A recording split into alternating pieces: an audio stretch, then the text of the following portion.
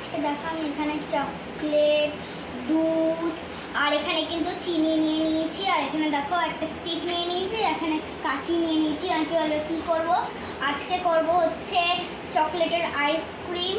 তো চকলেটটা কিনে নিয়ে এসেছি আর মেল্টও হয়ে গেছে।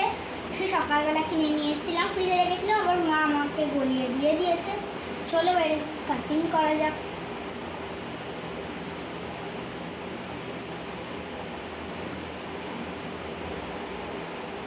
কাট করে নিয়েছি। এখানে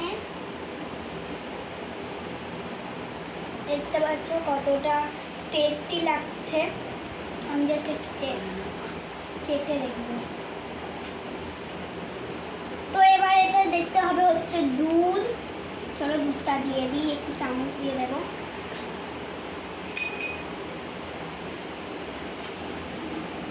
তোমরা তোমাদের ইচ্ছা মতো দুধ দেবে, কিন্তু তোমার পড়ে আছে।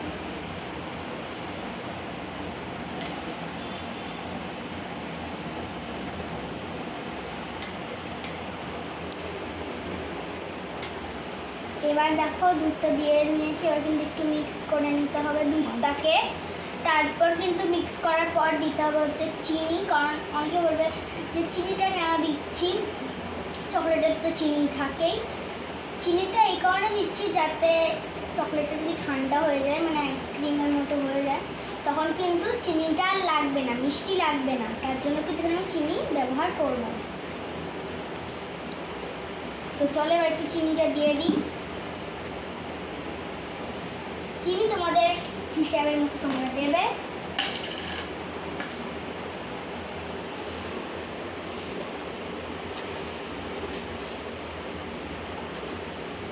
আমি এখানে বেশি চিনি দেব না।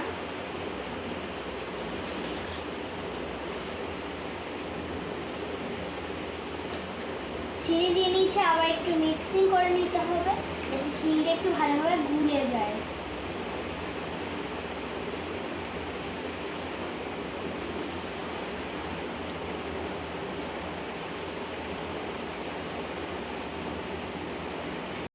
তো এখানে আমি আর একটু দুধ দিচ্ছি। দুধ দেওয়া হয়ে গেছে। এবার কিন্তু আমি স্টিক দিয়ে কিন্তু আইসক্রিমটাকে রেখে দেব।